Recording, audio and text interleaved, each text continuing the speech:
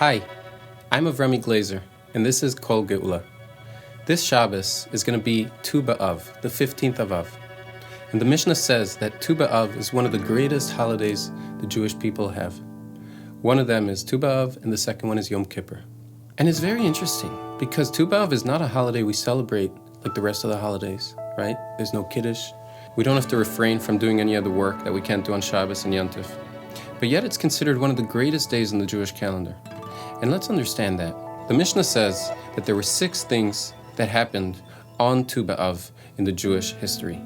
The first is Pasku Meisei Midbar Milamus, the end of the death of the Jews in the desert after Chet HaMeraglim. When the Jews left Mitzrayim and they were approaching the land of Israel, they decided to send spies in to tour the land and see what the best way to conquer it is, where to start from. It was kind of like a surveillance mission.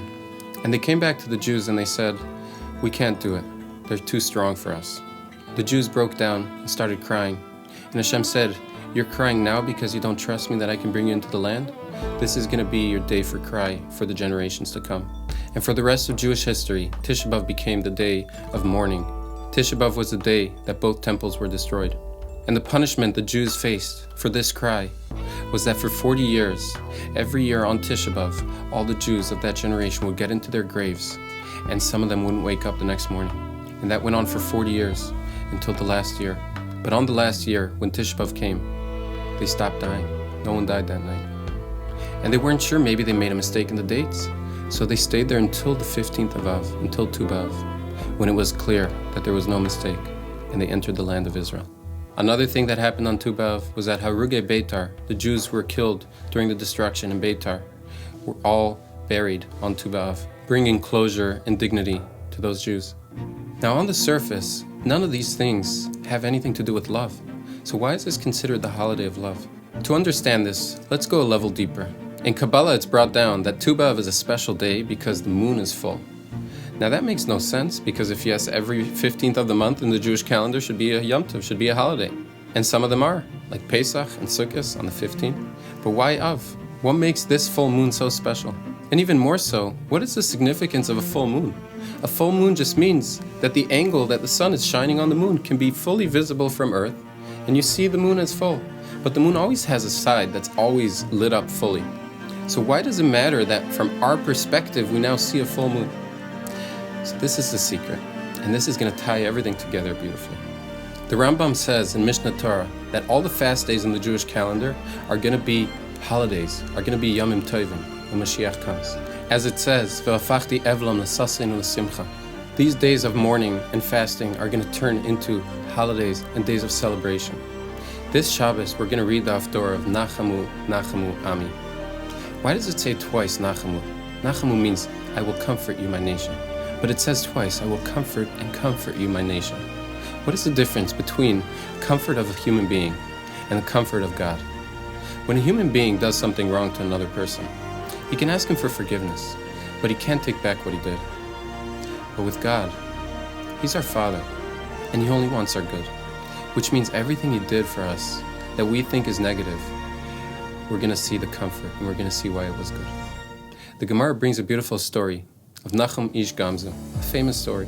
Nachum was on the way to the king with a mission from the Jews, and he brought along a chest full of treasures as a gift to the king.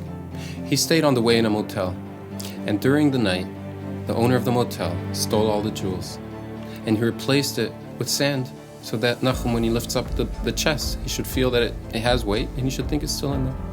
Nachum opens the chest and sees the sand, and he decides it's all from Hashem. In his words, Gam Zu L'Tov, also this is for the good. So he decides he's going to go to the king, and he's going to give him this box of sand. He gets to the king, and the king opens it up and sees sand, and he says, "Kill him." Who does he think he is, making fun of the king? Eliyahu Navi comes to the king then and says, "This sand is special sand. It's like Avram Avinu's sand. If you throw this sand on your enemies, it will turn into arrows, and they will all get killed." The king says, "Yeah, let's see." He tries it. He tests the sand, and it works. The king gets so excited, and he not only accepts the gift, but he returns him a gift full of treasures. And at that moment, it was clear that it really was for the good. If Nachum would have shown up to the king with the original treasures, the king may have said, "I don't need these. I have more than you can give me." But he came with a unique gift. And that was a clear revelation of Gamzu Latova, where Nachum saw that what he thought was the worst turned into the best thing. Sometimes when something seems like it's the worst outcome, really it's the best one. And you just have to wait for the light to be revealed. So just like the historic event when Klal Yisrael was in the desert, and it took till Tu B'Av for them to see that Tisha B'Av was the day when they stopped dying. When Mashiach comes, we're going to see that within all the pain and all the struggle and all the terrible things that happened in Jewish history, there was light hidden in there. And that's what it says in Kabbalah, that Tu B'Av is so special because of the full moon. The full moon lightens up the fact that the moon was also full on Tisha B'Av. It was previously full, you just couldn't see it. You didn't see it from the right angle. But when we see it from the right angle, and the time will come when we'll see all of Jewish history from the right angle, we'll understand how it was all for our good. Now, what does it mean that Tu B'Av is the holiday of love? What is love? When you ask someone, do you love your wife? They'll say, of course. What do you love about her? Say, I love that she cooks for me, and I love how she makes me feel, and I love how I feel smart and respected by her. If you think about it, all these things you're listing are you. They're all about you, about how you love yourself. And she happens to make you feel good about yourself. Does that mean you love her? Or does that mean you love yourself? So what is true love?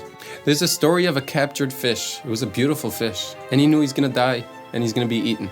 But then he heard the people say, this is such a nice fish. Let's bring it to the king, because the king loves fish. And he had hope. The king loves fish. He's going to pardon me. They bring the fish to the king, and the king says, wow, what a beautiful fish. Let's eat it. The fish is like, what? Eat it? I thought you loved fish. The king didn't like the fish. The king liked what the fish did for him. Shlomo Melech says, Matzah isha matzah tov. The one who found a woman found good. And yet he says also that Moitzani marmi maves esa isha. I find a woman to be worse than death itself.